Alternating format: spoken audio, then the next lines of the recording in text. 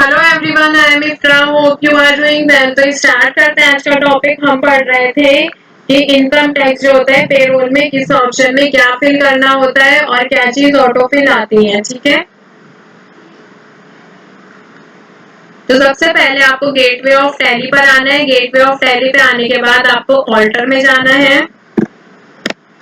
Alter पे जाने के बाद कहाँ जाना था आपको, शो मोर पर एंटर करना है। उसके बाद आपको जो इनकम टैक्स का ऑप्शन है वो शो होने लग जाएगा। तो हम पढ़ रहे थे इनकम टैक्स डिक्लेरेशन पे, जिसमें से हमने ये सारी चीजें पढ़ ली थी। एजुकेशन अलाउंस भी कंप्लीट हो गया था। अब देखिए चिल्ड्रन हॉस्टल एक्सपेंडिचर। देखिए एजुकेशन अलाउंस पे क्या होता है, शायद बेबी 200 रुपीज आपको प्रोवाइड किए जाते हैं पर चिल्ड्रन, और हॉस्टल में क्या होता है 100 रुपीज, ऐसे कुछ होता है। मतलब इतना ज्यादा अमाउंट भी नहीं मिलता है। तो यहाँ पे क्या पढ़ते हैं, देखिए declaration of number of children availing children hostel expenditure. इसमें भी क्या कहा गया है कि आपको मिनिमम मैक्सिमम 2 बच्चों के लिए ही ये चिल्ड्रन हॉस्टल एक्सपेंडिचर अलाउंस जो है वो दिया जाता है, 2 से ज्यादा को नहीं मिलेगा।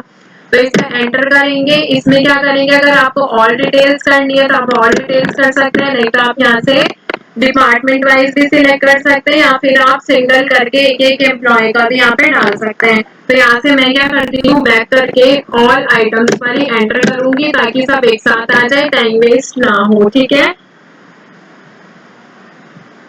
तो देखिए राहुल एम्प्लॉय नंबर ये क्या है, ऑटो फिल आया है कि कब से इफेक्टिव हुआ है ये 1/4/24 से लिख देते हैं। कुछ भी डेट लिख सकते हैं आप, जब से आपके ऑफिस में ये चीज जो है, मतलब कि अगर ये वाला अलाउंस आपकी कंपनी जो है प्रोवाइड करती है, जरूरी नहीं है कि सभी कंपनी ये सारे अलाउंस जो है प्रोवाइड करती हो।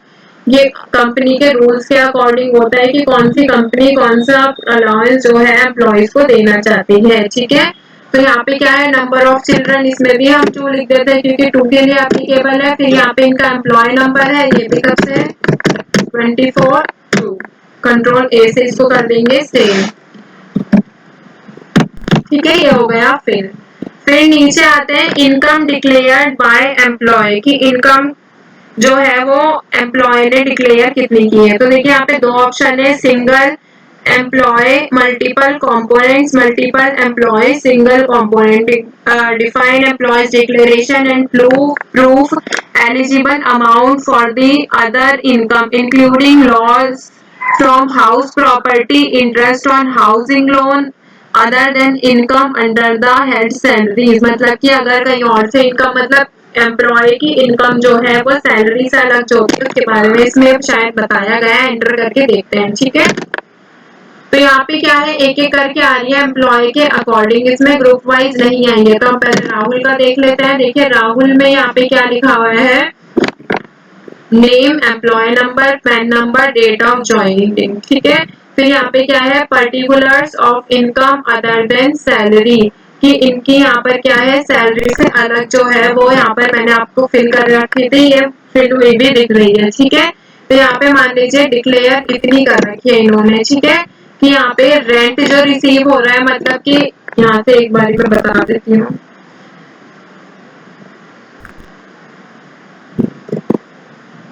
अब ओपन करते हैं।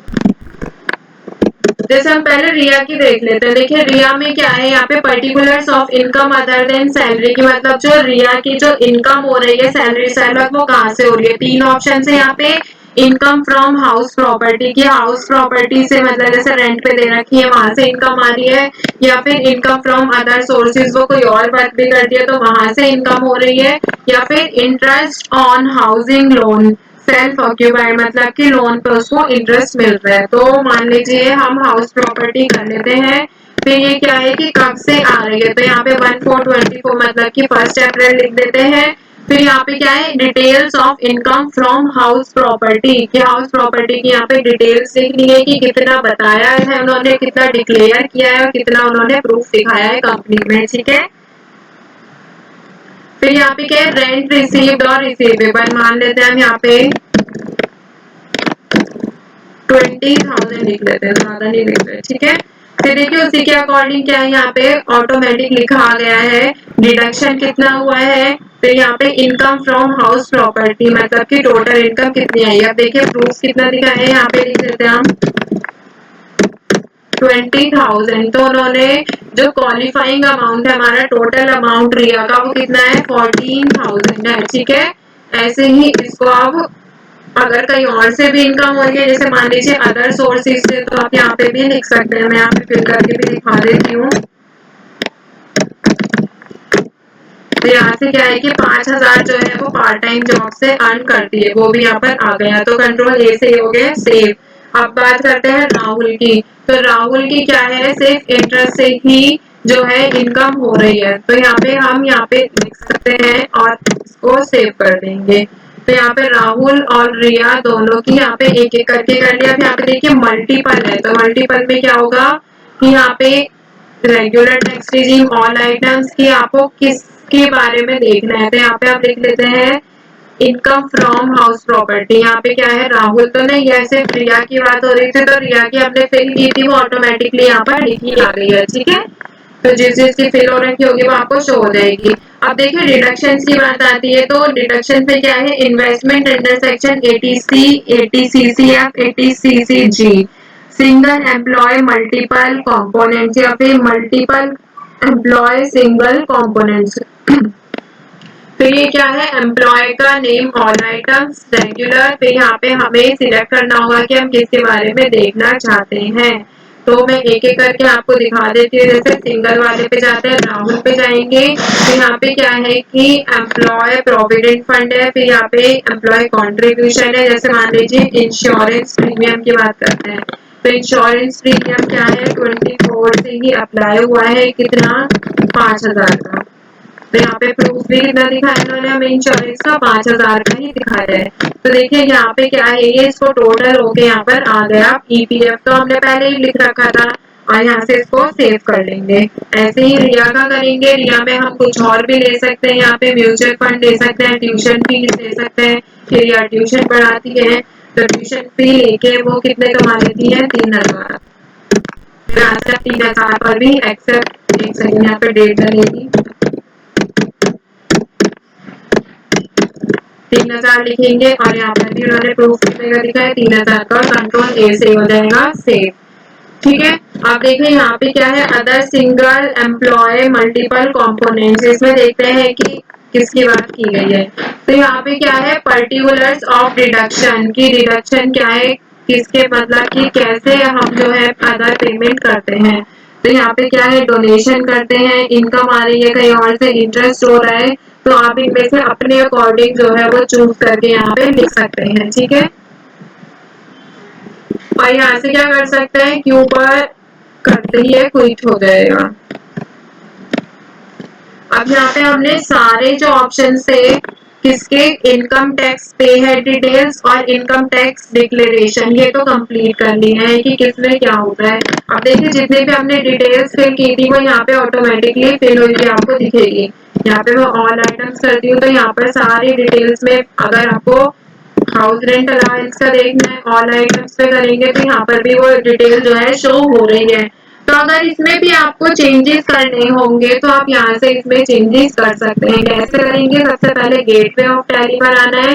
गेटवे ऑफ टैली पे आने के बाद ऑल्टर पे जाना है। देखिए ग्रेड पे जाने के बाद शो मोर पर जाएंगे, शो इनएक्टिव पे जाएंगे और मैं यहाँ पे लिखती हूँ इनकम टैक्स। तो क्रेडिट पर जो है आपको इनकम टैक्स का ऑप्शन मिलता ही नहीं है, आपको सिर्फ ये ऑप्शन कहाँ पे मिलेगा ऑल्टर पर ही मिलेगा। जैसे डिफाइन सैलरी का ऑप्शन सिर्फ ऑल्टर में है वैसे ही ये भी सिर्फ ऑल्टर में है। तो शो मोर पर एंटर करेंगे, यहाँ से इनकम टैक्स सर्च कर लेना या फिर आपको पेरोल मास्टर्स में ही नीचे दिख जाएगा। ठीक है, तो यहाँ पे इनकम टैक्स देखिए इसमें क्या है इनकम टैक्स जो है वो हमें डिटेल इसकी जो डिटेल है वो नहीं डालनी होती। आप बोलेंगे यहाँ पे इनकम टैक्स का ऑप्शन भी आ रहा है इनकम टैक्स लिखने से, बट हम इसके डिटेल्स क्यों फिल नहीं करेंगे, इसमें डिटेल्स नहीं देनी होती क्योंकि अकॉर्डिंग टू स्लैब ही ये जो है टैक्स को चार्ज करता है।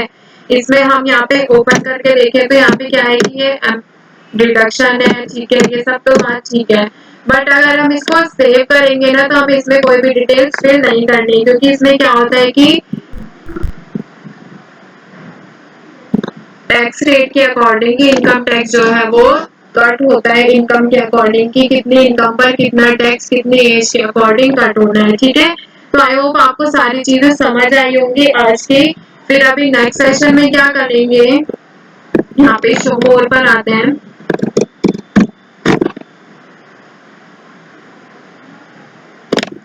इसमें से हमने इनकम टैक्स भी देख लिया कि इसमें डिटेल्स नहीं फिल करनी होती है, इनकम टैक्स पे हेड भी देख लिया और डिक्लेरेशन भी। अभी ये 2-3 ऑप्शन और बचे, इनको और देख लेंगे, फिर हम अपने क्या करेंगे, पेरोल में एंट्री करना सीखेंगे। अब क्या बचा, income tax exempt, income tax amount और पेरोल इनकम टैक्स कॉन्फ़िगरेशन, ये भी हम देखेंगे। ठीक है, तो आई होप आपको सारी चीजें क्लियर हो गई होंगी। मिलते हैं नेक्स्ट सेशन में। Stay tuned and thank you.